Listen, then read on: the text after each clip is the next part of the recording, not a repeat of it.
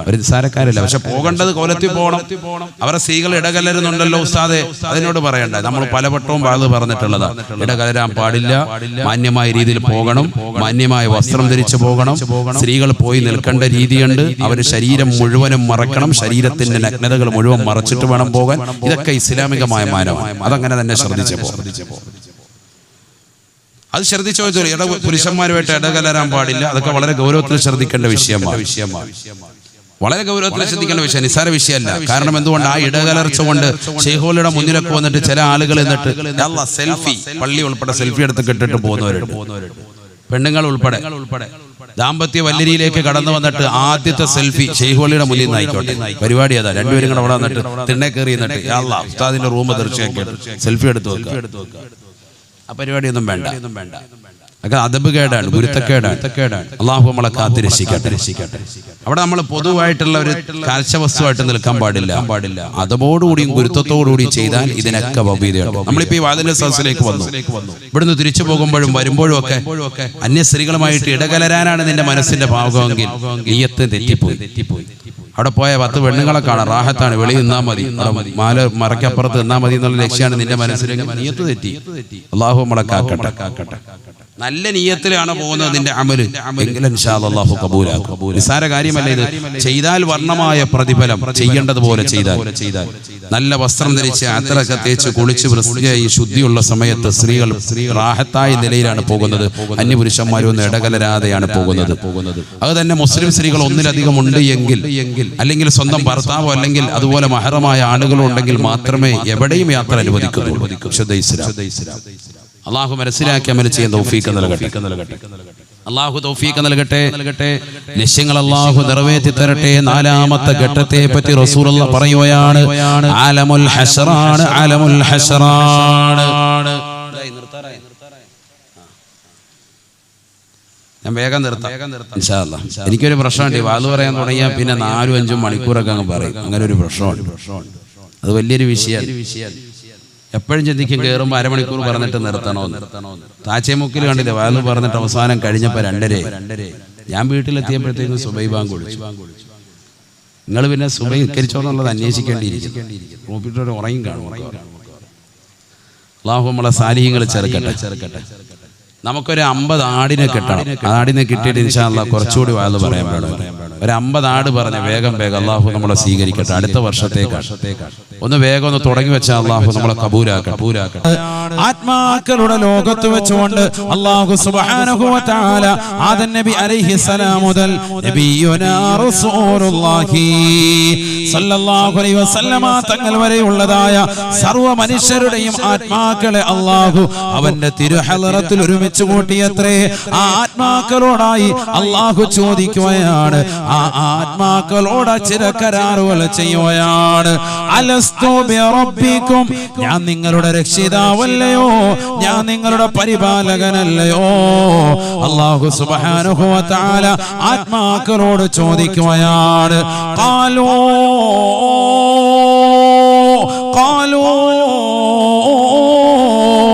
ബലാ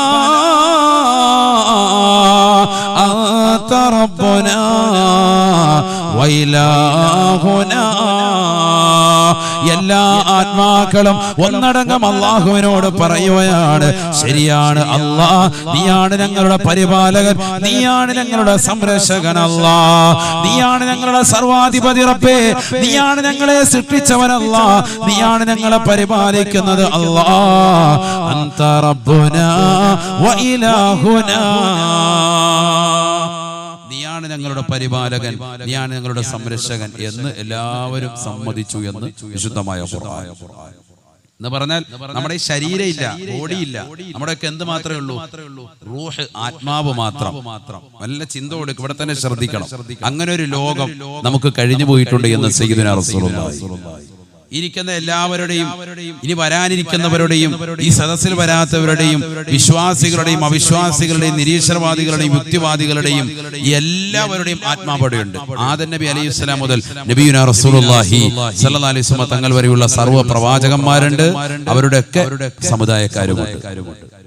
എല്ലാവരുടെയും ആത്മാവിനെയാണ്, ആത്മാക്കളുടെ ലോകമെന്നാണ് അതിനറിയപ്പെടുന്നതെന്ന് സയ്യിദുനാ റസൂലുള്ളാഹി.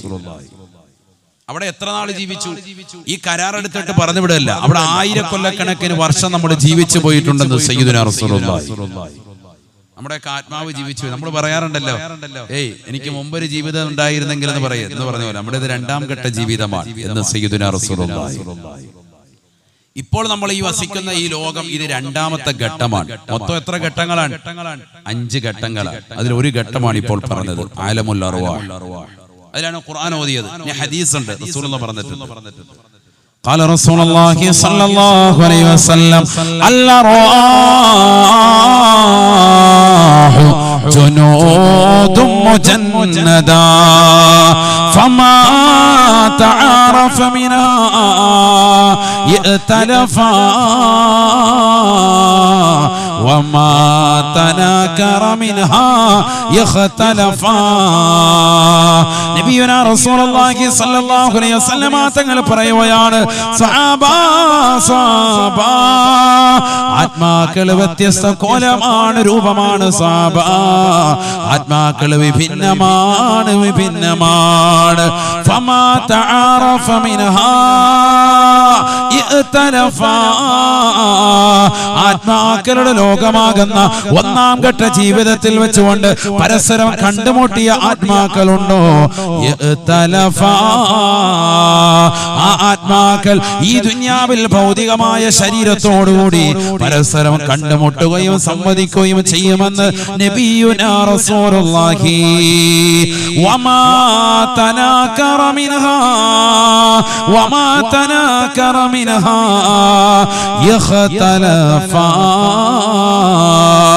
ആത്മാക്കളുടെ ലോകത്ത് വെച്ചുകൊണ്ട് പരസ്പരം കണ്ടുമുട്ടാത്തവർ, അവിടെ വെച്ചുകൊണ്ട് പരസ്പരം സംവദിക്കാത്തവർ ഈ ദുനിയാവാകുന്ന 2ാം ഘട്ട ജീവിതത്തിൽ വെച്ച് പരസ്പരം കണ്ടുമുട്ടുകയോ സംവദിക്കുകയോ ചെയ്യുകയില്ല എന്നും ഹബീബുനാ ശഫീഉനാ റസൂലുള്ളാഹി സ്വല്ലല്ലാഹു അലൈഹി വസല്ലം. അപ്പൊ അവിടെ വെച്ച് കണ്ടവരെ ഈ ദുനിയാവിൽ ശരീരത്തോടു കൂടി കാണൂ.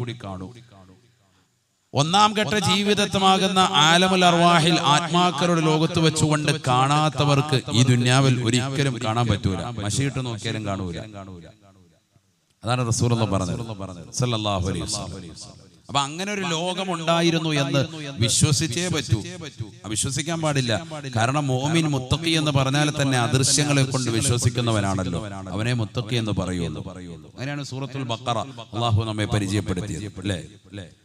ബിസ്മില്ലാഹിർ റഹ്മാനിർ റഹീം. അലിഫ് ലാം മീം.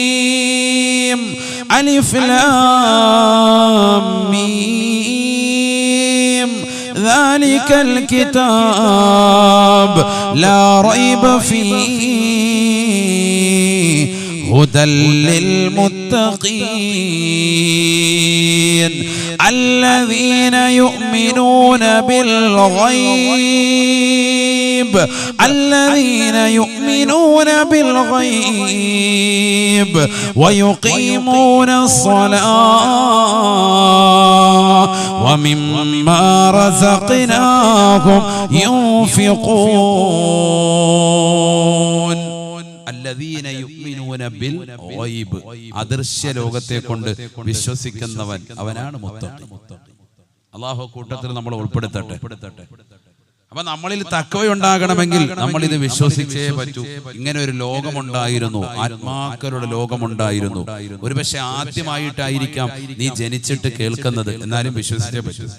കാരണം ഖുർആൻ പറഞ്ഞിട്ടുണ്ട്, നീ പഠിക്കാത്തതിന് പടച്ചോൻ കുറ്റക്കാരനല്ല, നീ ഇന്ന് ആദ്യമായിട്ടാണ് ഇത് മനസ്സിലാക്കുന്നത്. അത് ഇത്രയും കാലം ഞാൻ വാഴ്ന്നു കേട്ടിട്ട്, ഒരുപാട് പ്രഭാഷണം കേട്ടിട്ട്, ഞാൻ ഇന്ന് വരെ കേട്ടിട്ടില്ലല്ലോ ഇങ്ങനെ ഒരു ലോകത്തെ പറ്റി. എനിക്ക് ഇങ്ങനെ ഒരു ജീവിതം ഉണ്ടായിരുന്നു, ഞാൻ ആദ്യമായിട്ടാണ് കേൾക്കുന്നത്. അത് പടച്ചവനോട് കുറ്റം പറഞ്ഞിട്ട് കാര്യമില്ല. നമ്മുടെ ജീവിതത്തിൽ പഠിക്കുക, ഇന്ന് പഠിക്കുകയാണ്. ഇങ്ങനെ ഒരു ലോകം നിങ്ങൾക്ക് കഴിഞ്ഞു പോയിട്ടുണ്ട് എന്ന് സയ്യിദുനാ റസൂലുള്ളാഹി. അവിടെ വെച്ച് നമ്മൾ അള്ളാഹുവിനോട് എന്താ പറഞ്ഞത്?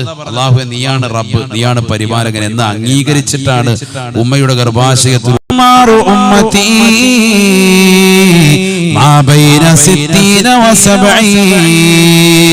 നബിയുനാ റസൂലുള്ളാഹി സ്വല്ലല്ലാഹു അലൈഹി വസല്ലം തങ്ങൾ പറയുകയാണ്, സ്വഹാബ, എന്റെ ഉമ്മത്തിന്റെ ആയസ് 60-ന്റെയും 70-ന്റെയും ഇടയിലാണ് എന്ന് നബിയുനാ ശഫീഉനാ റസൂലുള്ളാഹി. ഉമ്മത്തി ഉമ്മത്തി, എന്റെ ഉമ്മത്തിന്റെ ആയസ് 60-ന്റെയും 70-ന്റെയും ഇടയിലാണ്. അഥവാ മുൻകഴിഞ്ഞു പോയ പ്രവാചകന്മാരുടെ സമുദായമുണ്ട്, അവർക്ക് ആയുസ് കൂടുതലാണ്, അവർക്ക് ആവേശികമായ കൂടുതലാണ്. എന്റെ ഉമ്മത്തിന്റെ ആയുസ് ഇത്രയേ ഉള്ളൂ. റസൂലുള്ളാഹിന്റെ ഉമ്മത്തല്ലേ നമ്മള്. അല്ലാഹു നമ്മളെ നിലനിർത്തി തരട്ടെ. അൽഹംദുലില്ലാഹ്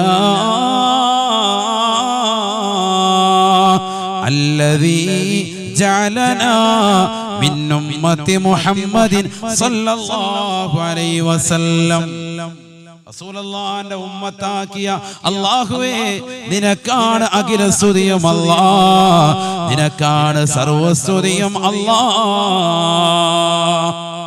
ലോകത്തെ ഏറ്റവും അത്യുത്കൃഷ്ട വ്യക്തി അഷ്റഫുൽ ഖൽഖ് ത്വഹ റസൂലുള്ളാഹി. ആ റസൂലുള്ളാഹിന്റെ ഉമ്മത്തിൽ നമ്മൾ ഉൾപ്പെട്ട അൽഹംദുലില്ലാഹ്. അല്ലാഹു നമ്മളെ കബൂലാക്കട്ടെ, അല്ലാഹു നമ്മളെ സ്വീകരിക്കട്ടെ. നമ്മൾ പറയും നമ്മളൊരു പ്രവാചകനായില്ലല്ലോ, സഹാബിയായില്ലോ, ഒന്നും വേണ്ട, റസൂലുള്ളാഹിന്റെ ഉമ്മത്തിൽ പെട്ടാൽ മതി, അത് തന്നെ ഏറ്റവും വലുത്. രക്ഷപ്പെട്ടു നമ്മൾ. അല്ലാഹു നമ്മളെ കബൂലാക്കട്ടെ. കുറഞ്ഞ ആയുസ്സേ നമുക്കുള്ളൂ, കുറഞ്ഞ കാലഘട്ട ജീവിതം നമുക്കുള്ളൂ. അതിന് നമ്മൾ നല്ലതുപോലെ അമൽ ചെയ്യണം, നല്ലതുപോലെ അമൽ ചെയ്യണം, നല്ല രക്ഷപ്പെടുള്ളൂ. അല്ലാഹു തൗഫീഖ് നൽകട്ടെ.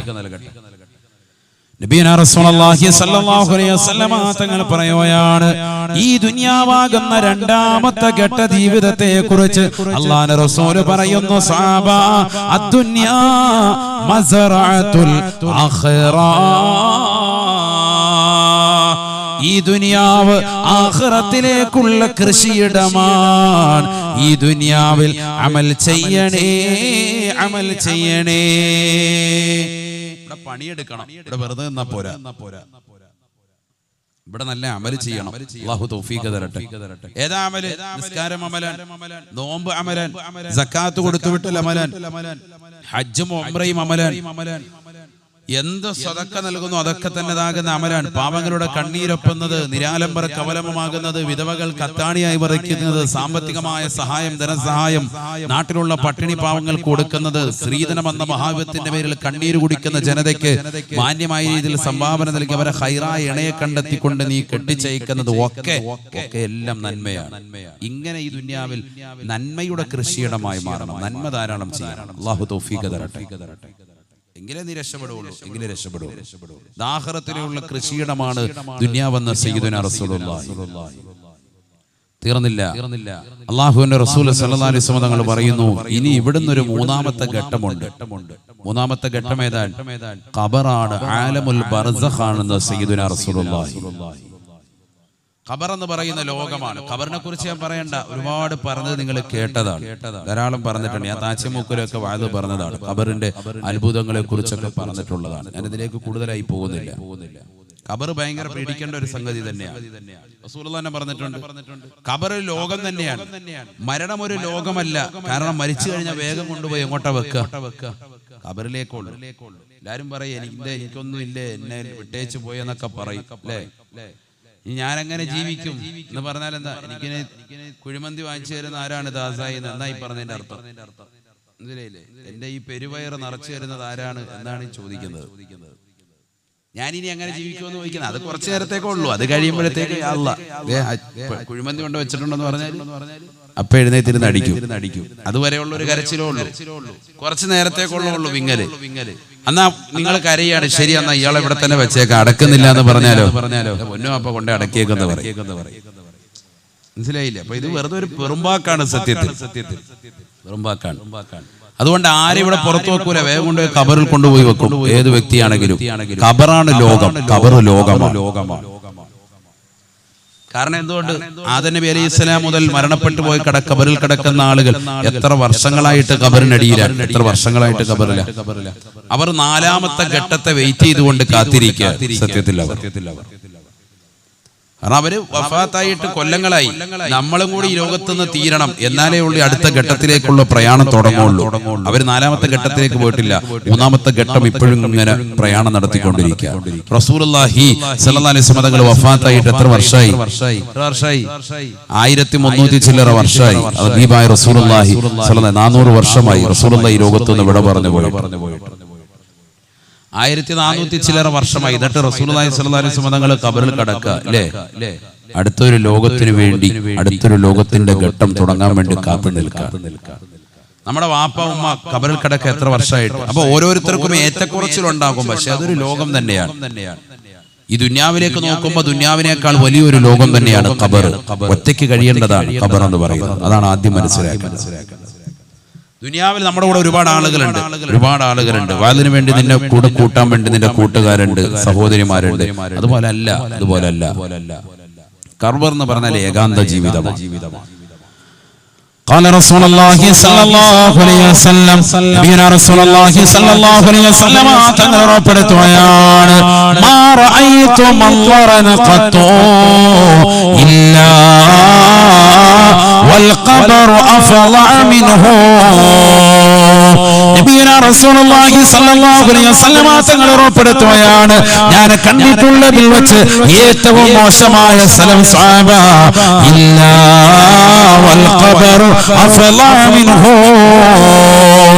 ഞാൻ കണ്ടിട്ടുള്ളതിൽ വെച്ച് ഏറ്റവും മോശപ്പെട്ട സ്ഥലം അത് ഖബറാണ് എന്ന് ഹബീബുനാ ശഫീഉനാ റസൂലുള്ളാഹി സ്വല്ലല്ലാഹു അലൈഹി വസല്ലം. ഞാൻ കണ്ടിട്ടുള്ളതിൽ വെച്ച് ഏറ്റവും മോശപ്പെട്ട സ്ഥലം എനിക്ക് തോന്നിയിട്ടുള്ളത് ഏത്? ഖബറാണ്. സയ്യിദുനാ റസൂലുള്ളാഹി. ആരാ പറയുന്നത്? ഹബീബ് മുഹമ്മദ് മുസ്തഫ നബിയാ പറയുന്നത്. അതാ മനസ്സിലാക്കേണ്ടത്. ആരാണ് റസൂൽ, ആരാണ് ഹബീബ്? ഇസ്റാ മിഅ്റാജ് രാവിൽ റജബ് 27 അല്ലാഹു സുബ്ഹാനഹു വ തആല ഹബീബായ റസൂലുള്ളാഹി സ്വല്ലല്ലാഹു അലൈഹി വസല്ലം തങ്ങൾക്ക് സ്വർഗ്ഗം കാണിച്ചു കൊടുക്കുകയാണ്, നരകവും കാണിച്ചു കൊടുക്കുകയാണ്. ആ നരകത്തിന്റെ ശിക്ഷകളെ പറ്റി വ്യക്തമായി ധാരണയുള്ള, വ്യക്തമായി തിരിച്ചറിവുള്ള പ്രവാചകൻ പറയുകയാണ്. നരകത്തിന്റെ യാതനകളും നൊമ്പരങ്ങളും നേരിട്ട് കണ്ട് മനസ്സിലാക്കിയ പ്രവാചകൻ പറയുകയാണ് ما رأيت منظرا قط إلا والقبر أفظع منه. صحابة ഞാൻ കണ്ടിട്ടുള്ളതിൽ വെച്ച് ഏറ്റവും മോശപ്പെട്ട സ്ഥലം എനിക്ക് തോന്നിയിട്ടുള്ളത് അത് ഖബറാണ് എന്ന് ഹബീബായ റസൂലുള്ളാഹി. അതുകൊണ്ടല്ലേ ഉസ്മാൻ ഇബ്നു അഫ്ഫാൻ റളിയല്ലാഹു അൻഹു ഖബർ കാണുമ്പോൾ കരയുകയാണ്, ഖബർ എന്ന് കേൾക്കുമ്പോൾ വിലപിക്കുകയാണ്. ഉസ്മാൻ ഇബ്നു അഫ്ഫാൻ റളിയല്ലാഹു അൻഹുവിനോട് കൂട്ടുകാരൻ ചോദിക്കുകയാണ് മാ യുബ്കീക യാ ഉസ്മാൻ, ഉസ്മാനേ ഖബർ എന്ന് കേൾക്കുമ്പോൾ കരയുന്നത് എന്താണ്? ഖബർ കാണുമ്പോൾ വാവിടുന്നത് എന്താണ്? ഉസ്മാൻ ഇബ്നു അഫ്ഫാൻ റളിയല്ലാഹു അൻഹു പറയുകയാണ് ലൗ കുന്തു ഫിൽ മഹ്ശർ കുന്തു മഅന്നാസ്. എന്നെ അല്ലാഹു സുബ്ഹാനഹു വ തആല വിചാരണയ്ക്ക് വേണ്ടി മഹ്ശറയിൽ കൊണ്ടുപോയി നിർത്തിയാൽ കുന്തു മഅന്നാസ്, മഹ്ശറയിൽ ഞാൻ ഒറ്റക്കല്ല, അവിടെ കൂടെ എന്റെ കൂടെ ആളുകളുണ്ട്. ഈ ദുനിയാവിൽ നമസ്കരിച്ചതായ ആളുകളുണ്ട്, ഈ ദുനിയാവിൽ നോമ്പ് പിടിച്ച ആളുകളുണ്ട്, ഈ ദുനിയാവിൽ സക്കാത്ത് കൊടുത്ത ആളുകളുണ്ട്, ഈ ദുനിയാവിൽ ഹജ്ജ് ചെയ്ത ആളുകളുണ്ട്, ഈ ദുനിയാവിൽ ഉംറ നിർവഹിച്ച ആളുകളുണ്ട്, ഈ ദുനിയാവിൽ പാവങ്ങളുടെ കണ്ണീരപ്പിയവരുണ്ട്, ഈ ദുനിയാവിൽ നിരാരംഭര കവൽമമായവരുണ്ട്, ഈ ദുനിയാവിൽ വിധവകളെ സഹായിച്ചവരുണ്ട്, ഈ ദുനിയാവിൽ സ്ത്രീധനം എന്ന വിപത്തിന്റെ പേരിൽ കണ്ണീര് കുടിക്കുന്ന സഹോദരിമാർക്ക് താങ്ങായി തണലായി വർത്തിച്ചതായ ആളുകളുണ്ട്, ഈ ദുനിയാവിൽ മാതാപിതാക്കൾക്ക് സ്നേഹം പകർന്നു നൽകിയവരുണ്ട്, അവരെ ലാളിച്ചവരുണ്ട്, അവർക്ക് സ്നേഹം കൊടുത്ത മക്കളുണ്ട്, മക്കളെ സ്നേഹിച്ച് പിടിച്ചതായ മാതാപിതാക്കൾ ദുനിയാവിലുണ്ട്, മാതാപിതാക്കളെ സ്നേഹം കൊടുത്തതായ മക്കളുണ്ട്, അവരെ വളർത്തിയവരുണ്ട്, അവർക്ക് വേണ്ടുന്ന സൗകര്യങ്ങൾ ചെയ്തു കൊടുത്തതായ മക്കളുണ്ട്, പ്രവാസികളുണ്ട്. ഒരുപാട് കാര്യങ്ങൾ ഈ ദീനിൽ ചെയ്തു ചെയ്തതായ ആളുകളാണ്. അവരെല്ലാവരും വന്നു നിൽക്കുന്ന സ്ഥലമല്ലയോ മഹ്ശറ. കുന്തു മഅന്നാസ്. മഹ്ശറയിൽ ഞാൻ ഒറ്റക്കല്ല, എന്റെ കൂടെ നല്ലവരായ ആളുകളുണ്ട്, എന്റെ കൂടെ ദുഷിച്ചതായ ജനങ്ങളുമുണ്ട്. വൈദാ കുന്തു ഫിന്നാർ. അല്ലാഹുവിന്റെ അലംഘനീയമായ വിധി പ്രകാരം കത്തിച്ചൊലിക്കുന്ന നരകത്തിലേക്ക് ഈ പാവപ്പെട്ട ഉസ്മാനിനെ കൊണ്ടുപോയി വെച്ചാലും ഈ ഉസ്മാനിനെ പേടിക്കേണ്ടതില്ല. കുന്തു മഅന്നാസ്. അവിടെയും ഞാൻ ജനങ്ങളോടൊപ്പമാണ്, അവിടെയും ഞാൻ ജനങ്ങളോടൊപ്പമാണ്. ഈ ദുനിയാവിൽ കള്ളു കുടിച്ച ആളുകളുണ്ട്, ഈ ദുനിയാവിൽ കഞ്ചാവിന് അടിമപ്പെട്ടു പോയ ചെറുപ്പക്കാരുണ്ട്, ഈ ദുനിയാവിൽ ലഹരിക്ക് അടിമപ്പെട്ടു പോയ സഹോദരിമാരുണ്ട്, ഈ ദുനിയാവിൽ പാവങ്ങളുടെ കണ്ണീരപ്പാത, നിരാലംബര കമലംബമാകാത്ത, നിരാശരക്ക് ആശ്രയത്വം കൊടുക്കാത്ത, സമ്പത്തുമായി അഹങ്കരിച്ചുകൊണ്ട് നടന്നീങ്ങിയതായ ആളുകളില്ലയോ, ആളുകളില്ലയോ? ഈ ദുനിയാവിൽ മാതാപിതാക്കൾക്ക് സ്നേഹം കൊടുക്കാതെ അവരെ വൃദ്ധസദനത്തിലേക്ക് തള്ളിയിട്ടതായ മക്കളില്ലയോ? മക്കളെ കൊണ്ടുപോയി അമ്മ തൊട്ടിലേക്ക് വലിച്ചെറിഞ്ഞതായ രക്ഷിതാക്കളില്ലയോ? ഈ ദുനിയാവിൽ മോശമായ രീതിയിൽ തന്റെ കണ്ണുകളെ പാതിരാത്രി സമയത്ത് അശ്ലീലമാക്കപ്പെട്ട സിനിമാ പാട്ടുകളും സിനിമകളും കണ്ടുകൊണ്ട് തീർത്തു നടന്നതായ സഹോദര സഹോദരിമാരില്ലയോ? സ്വന്തം ഭർത്താവ് അറിയാതെ കാമകരമായി രഹസ്യമായി ചാറ്റിംഗ് നടത്തിയതായ സഹോദരിമാരില്ലയോ? ഈ ദുനിയാവിൽ സ്വന്തം ഭാര്യയുടെ സൗന്ദര്യം ചുക്കിച്ചുളിഞ്ഞപ്പോ ആ ഭാര്യ മറന്നുകൊണ്ട് മറ്റൊരു സഹോദരിയുമായി ചങ്ങാത്തം മുൽകി അവളുമായി ചാറ്റിംഗ് നടത്തി അവളുടെ ശരീരവുമായി ഇഴുകിച്ചേരാ തയ്യാറെടുത്ത് നിൽക്കുന്ന ചെറുപ്പക്കാരില്ലയോ? നരകത്തിൽ എന്നെ ഇട്ടാലും എന്റെ കൂടെ ദുഷിച്ചതായ ജനങ്ങളുണ്ട്. ഞാൻ നരകത്തിലും ഒറ്റക്കല്ല, മഹ്ശറയിലും ഒറ്റക്കല്ല. വൈലാകിൻ ഇദാ കുന്തു ഫിൽ ഖബരി ലം യകുൻ മഈ അഹദ്. ആരണിമെന്നിന്റെ ഇരുട്ടറയാകുന്ന ഖബറിലേക്ക് ഈ പാവപ്പെട്ട ഉസ്മാനിനെ കൊണ്ടുപോയി വെച്ചാൽ ലം യകുൻ മഈ അഹദ്. ഒരാൾ പോലും എന്റെ കൂടെ തുണയുണ്ടാവൂല. അല്ലാഹുവിന്റെ റസൂലിന്റെ 2 മക്കളെ വിവാഹം ചെയ്ത വ്യക്തിയാണ് ഞാൻ.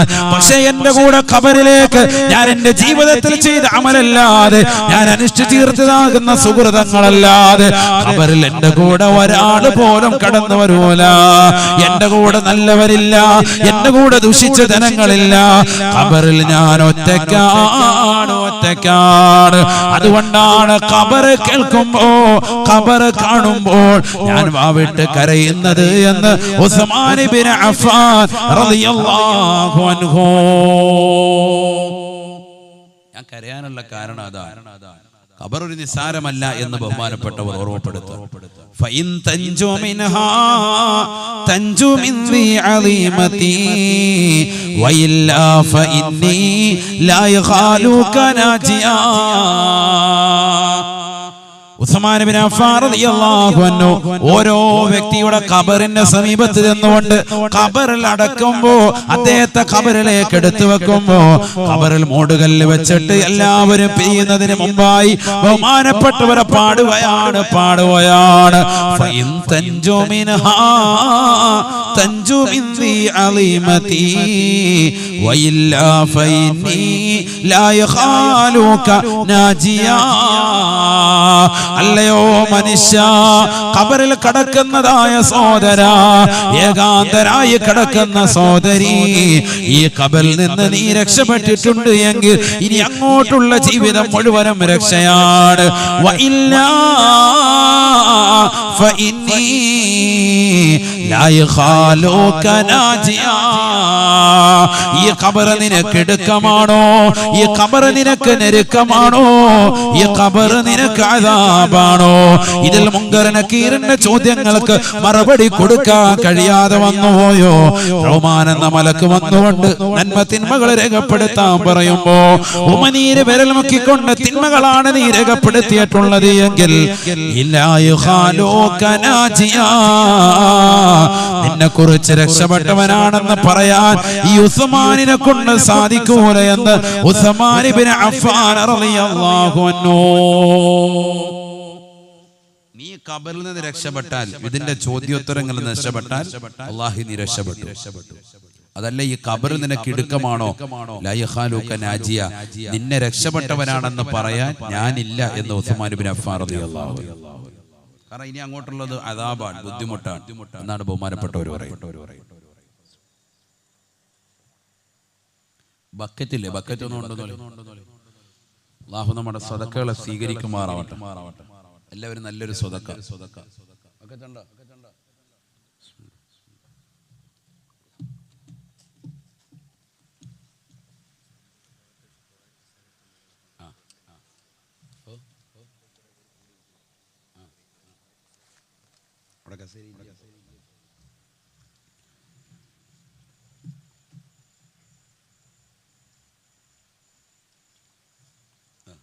നല്ല സ്വതക്ക അല്ലാഹു നമ്മളെ സ്വീകരിക്കട്ടെ.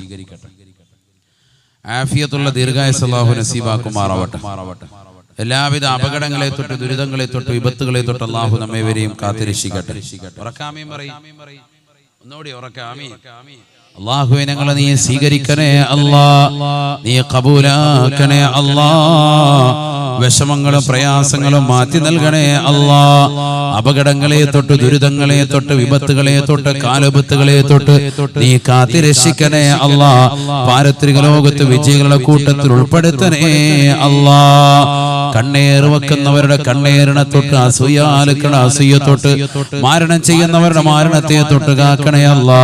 മുഹീദ്ദീൻ ശൈഖ് റളിയല്ലാഹുവിന്റെ പൊരുത്തം ഞങ്ങൾക്ക് നൽകണേ റബ്ബേ. അവിടുത്തെ മദദിലാക്കണേ അല്ലാ. അവിടുത്തെ ഹിഫ്ളും ഹിമായത്തും നൽകി അനുഗ്രഹിക്കണേ അല്ലാ. അല്ലാഹു നമ്മളെ സ്വീകരിക്കട്ടെ. അവിടുന്ന് പിന്നെ നമ്മൾ പോവാൻ 4ാം ഘട്ട ജീവിതത്തിലേക്ക് പോവാൻ. ഇപ്പൊ മൊത്തം എത്ര ഘട്ടങ്ങൾ പറഞ്ഞു? 3 ഘട്ടങ്ങൾ പറഞ്ഞു. ഒന്ന് ആത്മാക്കളുടെ ലോകം, നല്ലതുപോലെ ഓർമ്മ വെക്കണം. 5 ഘട്ടങ്ങളാണ്. ഇനി 2 കൂടി പറഞ്ഞിട്ട് ദ്വാരക്ക, നല്ലതുപോലെ ശ്രദ്ധിക്കും. ഒന്നാമത്തത് ആത്മാക്കളുടെ ലോകം, അവിടെ 1000 കൊല്ലക്കണക്കിന് വർഷം ജീവിച്ചു. രണ്ടാമത്തത് ആലമുദ്ദുന്യ, ഭൗതികമായ ലോകം, ഇഹലോകം. ഇവിടെ 70 വർഷം വരെ, 60-70 ആയുസ്. അതിന് മുകളിൽ പോകുന്നുണ്ടവരോ? വളരെ ചുരുക്കം ആളുകൾ മാത്രമാണ്. ഗിന്നസ് ബുക്കിൽ കയറാൻ വേണ്ടി മാത്രമുള്ള കുറച്ച് ആളുകളെയാണ് അങ്ങനെ കൊണ്ടുപോകുന്നത്. വളരെ ചുരുക്കം ആളുകൾ. ചിലപ്പോൾ ഈ സദസ്സിലുണ്ടാവും 70 കഴിഞ്ഞവരുണ്ടോ? ഈ സദസ്സിലുണ്ടോ? ആരുമില്ല. ഉള്ളവരെന്ന് കൈ ഉയർത്തിക്ക നോക്കട്ടെ. 75 ഉണ്ട്. അല്ലാഹു കബൂലാക്കട്ടെ. അല്ലാഹു നമ്മളെ സ്വീകരിക്കട്ടെ. ഒരു 80, 90, 100, 110, 120 ഒക്കെ ആയ വീട്ടിൽ വന്ന് എടുത്തോണ്ട് പോകും. ഗിന്നസ് ബുക്കിൽ പേരെഴുതിക്കൊണ്ട് പോകും. അമ്മച്ചിയുടെ വയസ്സ് ഇത്ര, പാപ്പുപ്പാടെ വയസ്സ് ഇത്ര എന്ന് പറഞ്ഞ് എഴുതിക്കൊണ്ട് പോകും. അപ്പൊ അതിനുവേണ്ടിയാണ് അങ്ങനെ പോകുന്നത്. സാധാരണ രീതിയിൽ ഇതിനപ്പുറത്തേക്ക് പോകാറില്ല. ഇന്നിപ്പോ 2 വയസ്സുള്ളതും 1.5 വയസ്സുള്ളതും ഗർഭപാത്രത്തിൽ കടന്നുമൊക്കെ മരിക്കുന്ന കാലഘട്ടമാണ്. ചെറിയ പ്രായത്തിൽ തന്നെ മരണപ്പെടുകയാണ്. അല്ലാഹു നമ്മളെ മക്കളെയൊക്കെ സാലിഹീങ്ങളിൽ ചേർക്കട്ടെ. പരിപൂർണമായ സിഹത്ത് അല്ലാഹു നൽകി അനുഗ്രഹിക്കട്ടെ. ഈ സദസ്സൊക്കെ എന്തിനാ ഇങ്ങനെ നടത്തുന്നത് എന്ന് ചോദിക്കുന്നവർക്കുള്ള ഏറ്റവും വലിയ മറുപടി അതാണ്. മാറാവ്യാധികളിൽ നിന്ന് സംരക്ഷണം അല്ലാഹു നൽകും. അല്ലാഹുവിന്റെ ഔലിയാക്കളെ സ്മരിച്ച് അല്ലാഹു നമ്മളെ കബൂലാക്കുമാറാവട്ടെ. അപ്പൊ 4ാമത്തെ ഘട്ടം അതാണ്. ആലമുൽ ഹശ്ർ, മഹ്ശറയാണെന്ന് സയ്യിദുനാ റസൂലുള്ളാഹി. 4ാമത്തെ ഘട്ടം മഹ്ശറയാണ്. മഹ്ശറ എന്ന് പറയുന്നത് നമ്മൾ മനസ്സിലാക്കിയതുപോലെ പെട്ടെന്നങ്ങ് കഴിയും ഒന്ന് കരുതണ്ട. മഹ്ശറ എന്തുകൊണ്ടാണ് അത് ലോകമായത്? അതൊരു വിചാരണയുടെ ഘട്ടം. അത് ലോകമാകാൻ കാരണം അവിടുത്തെ ഒരു ദിവസം എന്ന് പറയുന്നത് ഈ ദുനിയാവിലെ 50,000 വർഷമാണെന്ന് വിശുദ്ധമായ ഖുർആൻ. അവിടുത്തെ ഒരു ദിവസം ദുനിയാവിലെ 50,000 വർഷം, അത്രേ ഉള്ളൂ. പെട്ടെന്ന് കഴിയും. ഖുർആൻ പറഞ്ഞാണ് സൂറത്തുൽ മആരിജ്. ബിസ്മില്ലാഹിർ റഹ്മാനിർ റഹീം. സഅല സായിലും ബിഅദാബിൻ വാഖിഅ ലിൽ കാഫിരീന ലൈസ ലഹു ദാഫിഅ മിനല്ലാഹി ദിൽ മആരിജ്.